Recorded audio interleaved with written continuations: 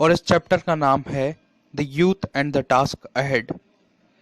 Youth यानी कि युवा, और टास्क अहेड यानी कि कार्य, अहेड यानी कि आगे।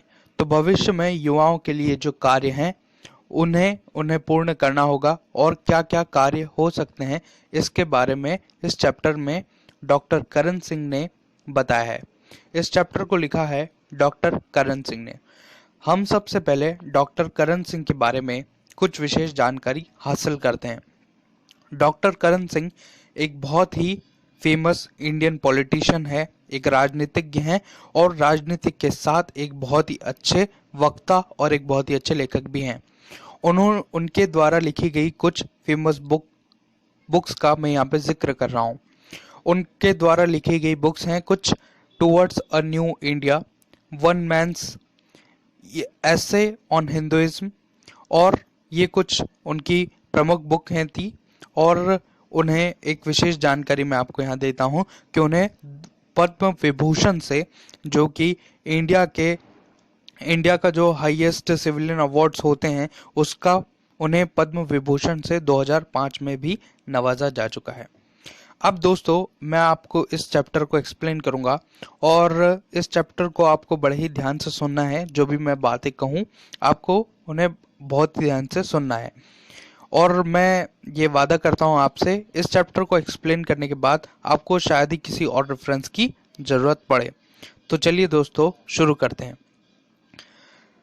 सबसे पहले पैरा में जो राइटर हैं, जो डॉक्टर करण सिंह है, वो फ्रीडम स्ट्रगल्स की बात करते हैं, वो बात करते हैं सेक्रीफाइस की, और वो बात करते हैं फ्रीडम की। तो पहले पैरा में क्या बात कर रहे हैं डॉक्टर करण सिंह? डॉक्टर करण सिंह पहले पैराग्राफ में ये कहते हैं कि जो स्वतंत्रता है, यानी कि जो फ्रीडम स्ट्रगल है, जो फ्रीडम है, वह हमें आसानी से नहीं मिली। हमने इस स्वतंत्रता को पाने के लिए इसका बहुत ही कठिन और कड़े परिश्रम किए हैं, फ्रीडम स्ट्रगल किया है, तब जाके हमें यह स्वतंत्रता और आज़ादी मिली है। और स्वतंत्रता को पाने के लिए हमने बहुत ज़्यादा सेक्रीफाइस किए हैं और ऐसे काम किए हैं जिससे हमें स्वतंत्रता प्राप्ति हो।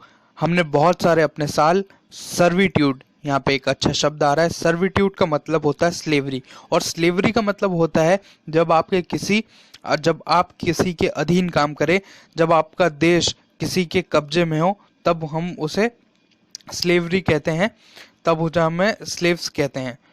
तो जैसा कि आप जानते हैं, भारत पे बहुत सारे सालों तक ब्रिटिशर्स का राज था, और वह उसी को बताते हुए कहते हैं कि हमारे ये जो स्वतंत्रता है हमें बहुत ही परिश्रम से मिली है, तो हमें उसका सम्मान करना चाहिए, और हमें यह देखना चाहिए कि जो स्वतंत्रता है इसे बड़ी मुश्किल से मिली है, और हमें इसका आदर करना चाहिए, और हमें यह प्रयास करना चाहिए कि हम इस स्वतंत्रता को बनाए रखें और हमेशा के लिए स्वतंत्रता का सम्मान करें। और यही हमारा एक टास्क होना चाहिए हमारे युवाओं का।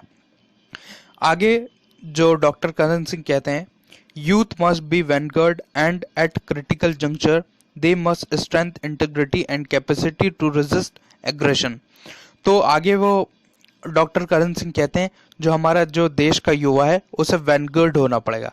वैनगार्ड एक और अच्छा शब्द आ रहा है। वैनगार्ड का मतलब होता है अग्र श्रेणी में आके काम करना, यानी कि हमारे यूथ को, हमारे युवा को कुछ इस तरीके से बनना पड़ेगा कि वह आगे आकर हमारे देश के लिए काम करें, और कठिन से कठिन परिश्रम में भी वे काम करते चलें, और एक ऐसी ताकत बनाएं जिससे हमारा देश एक हो सके और अपने काम को सतत प्रयत्न कर वो पूरा कर पाए। इसके लिए हमें किसकी जरूरत होगी? तो डॉक्टर करण सिंह कहते हैं कि अगर हमारे देश का युवा अग्र श्रेणी में आके काम करता है तो उसके लिए हमें कुछ चीज़ों की ज़रूरत होगी, और वह ये कहते हैं कि वह चीज़ें हैं आइडियलिज्म। जब तक आपका कोई आइडियलिज्म नहीं होगा, तब तक आप किसी भी कार्य में एक मोटिव नहीं होगा, तब तक आप उस कार्य को पूरा नहीं कर पाएंगे। और उस कार्य के करने के लिए आप में एक एनर्जी की ज़रूरत है, एक कमिटमेंट की ज़रूरत है और एक सेकुलरिज्म की ज़रूरत है। सेकुलरिज्म का मतलब होता है सभी धर्मों को समान इज्जत ही सेकुलरिज्म कहलाता है। जब हम सब एक हो जाएंगे तभी हमारे इस देश को, इस लोकतंत्र को हम बचा सकते हैं और अग्र श्रेणी में आके काम कर सकते हैं। Young men and women in school and university have strength if canalized give power to the nation, they must be trained। तो आगे डॉक्टर करण सिंह कहते हैं हमारे देश का एक बहुत ही बड़ा युवा वर्ग है जिसमें महिलाएं और पुरुष दोनों हैं, जो आज की तारीख में स्कूल और यूनिवर्सिटीज में पढ़ रहे हैं। अगर हमें उन्हें ताकत देनी है और अगर हम उनमें बहुत ही ज़्यादा ताकत है, अगर हम उस ताकत को एक दिशा दे पाए, कैनलाइज्ड कर पाए, एक दिशा की ओर ले जा पाए, तब हम इस देश की सूरत बदल पाएंगे। अगर हमारा देश का युवा ट्रेंड होगा तभी हम देश में और ज़्यादा तरक्की ला सकते हैं। आगे डॉक्टर करण सिंह बच्चों को, युवाओं को एड्रेस करते हुए कहते हैं कि young man and women fit themselves in every way, build up pulsating democratic nation and it need ability. तो आगे डॉक्टर करण सिंह कहते हैं कि हमारे देश का जो महिला और पुरुष हैं उन्हें अपने आप को फिट करना पड़ेगा, अपने हर दिशा में अपने आप को परिपक्व करना पड़ेगा, तभी हम देश को आगे ले जा पाएंगे। और इसके लिए हमें ज़रूरत होगी एबिलिटीज़ की, हमें बहुत सारी एबिलिटीज़ की ज़रूरत होगी जिसे हम अलग अलग कार्य करके उसे पूर्ण कर पाएंगे।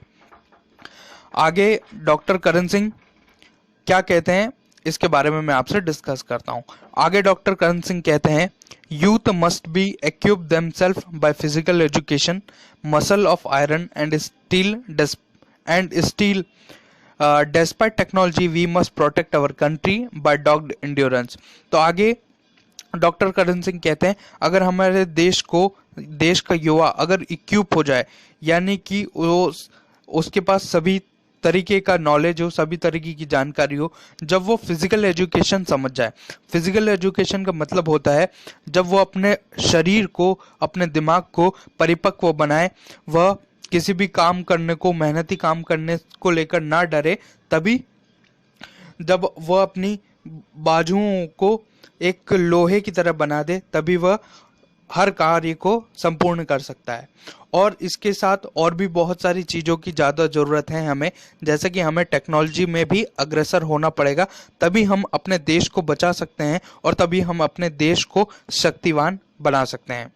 आवर जवान must defeat sophisticated weapons, NCC and similar organization play a vital role. Along with PE, we must have discipline and teamship, individual achievement and corporate progress. तो डॉक्टर करण सिंह आगे कहते हैं हाँ कि हमारे देश के जवान को, हमारे देश की सीमाओं पे जो लोग तैनात हैं, जो सिपाही तैनात हैं, हमें उन्हें एक सोफिस्टिकेटेड वेपन्स हमें उन्हें देना होगा ताकि वह हमारे देश की रक्षा कर सकें। और एनसीसी जैसे कैडेट, जैसे एनसीसी का फुल फॉर्म होता है नेशनल कैडेट कॉर्प, तो एनसीसी जैसी और बहुत सारी ऑर्गेनाइजेशन एक अहम रोल निभाती है हमारे देश की तरक्की के लिए। और फिजिकल एजुकेशन की बात वहाँ डॉक्टर करण सिंह करते हैं। इसी के साथ वो ये भी कहते हैं कि हम सभी में एक डिसिप्लिन होना चाहिए और सभी को एक इकट्ठा करके काम करने की क्षमता होनी चाहिए, तभी हम देश की तरक्की और भी अच्छे से कर पाएंगे। सेकंड डायमेंशन के बारे में डॉक्टर करण सिंह कहते हैं कि हमें सेकंड डायमेंशन के बारे में वो कहते हैं कि हमारे देश के युवा को इंटेलेक्चुअल होना चाहिए, यानी कि कोई सा भी सिचुएशन आने पर, कोई सा भी परेशानी आने पर वह अपने आत्मबल पर, अपने आत्मज्ञान पर किसी भी प्रकार का डिसीजन ले सके। इसीलिए उन्होंने सेकंड डायमेंशन कहा है कि हमारे देश के युवा को इंटेलेक्चुअल होना चाहिए और साइंस और टेक्नोलॉजी में भी हमें अग्रसर काम की तरफ बढ़ना होगा। और जब हम इंटेलेक्ट हो जाएंगे तभी हम सभी देशों के साथ compete कर पाएंगे।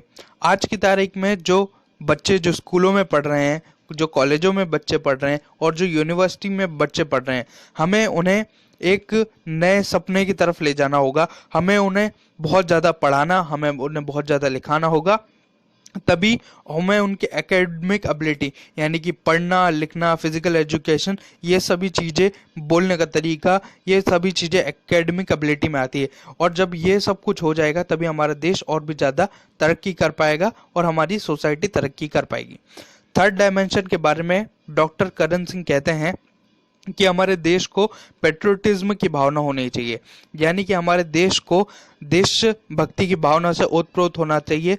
तभी हम सभी प्रकार की जो छोटापन है, जो जिनसे आज हम पिछड़ापन में जाते हैं, हम उन्हें दूर कर कर आगे देश की तरक्की में हम अपना योगदान दे सकते हैं। और इसके लिए जरूरी है जो हमारे देश में जो जो खराब चीजें हैं जिससे हमारे देश की तरक्की रुकी हुई है, जैसे कि करप्शन और नेपोटिज्म।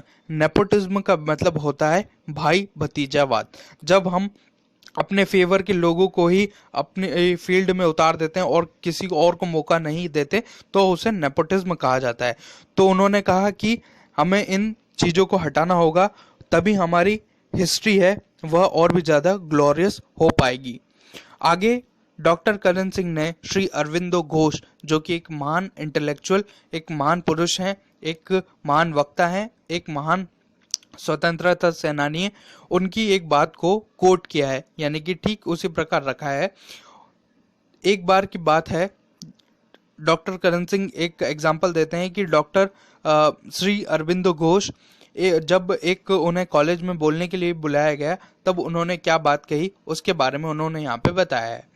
डॉक्टर करण सिंह ने बताया है कि श्री अरविंदो घोष जब उस बंगाल के कॉलेज में गए तब उन्होंने एक भाषण दिया और उस भाषण में उन्होंने एक बहुत ही शानदार बात कही। उन्होंने कहा कि जब हमारे देश को हमारी जरूरत पड़े तब हमें अपने सभी कार्यों को छोड़कर हमें अपने देश के प्रति समर्पित हो जाना चाहिए और एक एम यानी कि एक लक्ष्य के तहत हमें कार्य करना चाहिए। और जब भी हमें अपना मौका मिले तब हमें अपने मदरलैंड यानी कि अपने मातृभूमि की सर्विस को हमें देना चाहिए, यानी कि जो आज की तारीख में हमें हमारी इस पवित्र धरती ने हमें दिया है वह हम अपनी सर्विसों द्वारा हमें वापस हम उसे कर सकते हैं। आपकी सर्विस है, जैसे आपका कार्य है पढ़ना, तो अगर आप बहुत अच्छे से पढ़ेंगे तभी आप अपने देश को और भी ज़्यादा सर्विस दे पाएंगे, अपने देश को और भी ज़्यादा तरक्की की राह पर ले पाएंगे। और इसी के तहत You will learn your living that you must do service to her, work that she may, proper suffer that she may rejoice। और जब हम अपने देश को सेवाएं देंगे, हम इस काबिल बन जाएं कि हम देश के युवाओं को इस काबिल बना दें कि वह देश की सेवाओं में समर्पित हो पाए। और जब हम देश की सेवाओं में समर्पित हो जाएंगे तभी हमारी मातृभूमि खुश हो पाएगी। थर्ड डायमेंशन के बारे में डॉक्टर करण सिंह बात करते हैं और वो बात को बताते हुए थर्ड डायमेंशन के बारे में बताते हैं कि वह थर्ड डायमेंशन है स्पिरिचुअलिटी। जब हमारा देश स्पिरिचुअल हो जाएगा यानी कि अध्यात्म हो जाएगा तब हम किसी भी प्रकार का हमें डर नहीं होगा और हम हर प्रकार की परेशानियों से, हर प्रकार की डिफिकल्टी से उभर पाएंगे। जब हमें आत्मज्ञान की हमें जब प्राप्ति होगी यानी कि जब हम स्पिरिचुअल हो जाएंगे तो हम और भी ज़्यादा तरक्की की राह पर चल पाएंगे। डॉक्टर करण सिंह यहाँ पे कहते हैं कि हमें, वो यहाँ पे किसी रिलीजन के बारे में बात नहीं कर रहे, वो यहाँ कहते हैं जब हम स्पिरिचुअल हो जाएंगे यानी कि जब हम ध्यान करेंगे, जब हम योग करेंगे और जब हम ऐसी चीज़ें करेंगे तब हमारा मन और मस्तिष्क स्वस्थ रहेगा। और जब स्पिरिचुअलिटी में हम उतर जाएंगे तो देश की तरक्की अपने आप ही हो जाएगी। और वे कहते हैं कि वे सभी धर्मों का बहुत ही आदर करते हैं और वो कहते हैं कि हमें एक गोल्डन थ्रेड से यानी कि एक सुनहरे स्वर्णिम धागे से अपने देश को एक करना होगा, तभी हम और भी ज़्यादा तरक्की कर सकेंगे, तभी हम सभी तरफ एक पीस यानी कि शांति और एक बहुत ही अच्छा माहौल बना पाएंगे जिससे हमारे देश की तरक्की होगी और हम में साहस बढ़ेगा और हमारी ज्ञान की शक्ति भी बढ़ेगी जब हम अध्यात्म की तरफ लौटेंगे। तो the physical, intellectual, patriotic and spiritual are the dimension we need in our youth. It leads continuing process of progress. It all need just keen interest. तो चार डायमेंशन के बारे में डॉक्टर करण सिंह ने यहाँ बात की। पहला है फिजिकल, यानी कि हम अपने आप को शारीरिक रूप से परिपक्व बनाएं। दूसरा है इंटेलेक्चुअल, यानी कि हमें अपने बुद्धि का विकास करें। और तीसरा है पेट्रियोटिक, यानी कि अपने देशभक्ति भावना से ओतप्रोत हो। और चौथा है स्पिरिचुअल, जब हम आत्मज्ञान करें, मेडिटेशन करें, योगा करें, तभी हम अपने देश को और भी ज्यादा तरक्की की राह पर ला सकते हैं। और इस सब के लिए क्या जरूरी है? इस सब के लिए एक इंटरेस्ट जरूरी है। जब हमारे देश में के युवाओं में एक इंटरेस्ट जागेगा तभी हम कुछ कर पाएंगे। आगे डॉक्टर करण सिंह ने पंडित जवाहरलाल नेहरू की एक बात को उन्होंने कहा है कि the great adventure of nation building, यानी कि हमारा देश को बनाने के लिए हमें एक एडवेंचर की तरह इसे देखना पड़ेगा। जब हम इसे एडवेंचर की तरफ देखेंगे तब हम अपने देश को और भी ज्यादा तरक्की की राह पर ले पाएंगे। अंत में डॉक्टर करण सिंह कहते हैं कि we must provide our youth opportunity, there is so much to be done, civil defence and urban and rural, nursing, first aid, blood bank, welfare of our society, vast area of poverty and ignorance should be cleared। तो अंत में, chapter के अंत में doctor करण सिंह कहते हैं कि हमारे देश के युवा को बहुत ही ज्यादा अपॉर्चुनिटीज यानी कि अवसरों की जरूरत है। जब हम हमारे देश के युवाओं को अवसर प्रदान करेंगे तभी वह बहुत कुछ कर पाएंगे।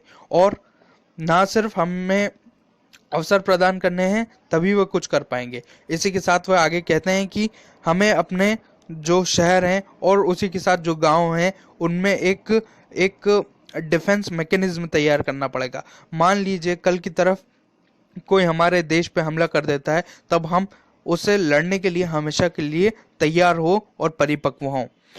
हमें नर्सिंग की तरफ भी ध्यान देना पड़ेगा। नर्सिंग का एक नेटवर्क क्रिएट करना पड़ेगा, जैसे ही कोई क्षति होती है तब हम उसे आसानी से झेल पाए।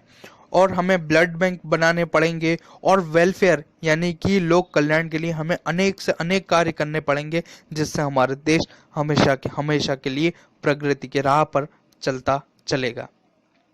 और इसी के साथ डॉक्टर करण सिंह ये भी कहते हैं कि एक बहुत ही बड़ा हिस्सा है जो आज भी गरीब है, आज भी अंधकार में जी रहा है, हमें उसे भी दूर करना होगा। और ऐसी बहुत सारी चीजें हैं जिन्हें दूर कर कर हम तरक्की की राह पर तभी चल पाएंगे।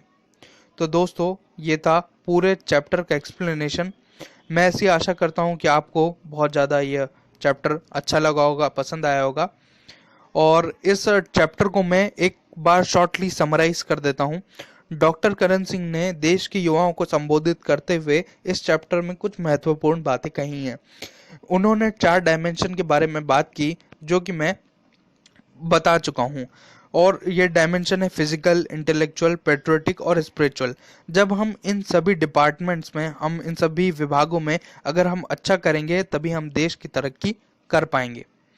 तो दोस्तों, देश के युवाओं से डॉक्टर करण सिंह की यही गुजारिश है कि वह अपने आप को सभी विभागों में एक उच्च स्तर पर ला दें, तभी हम अपने देश की तरक्की कर सकते हैं। तो दोस्तों, ये था फुल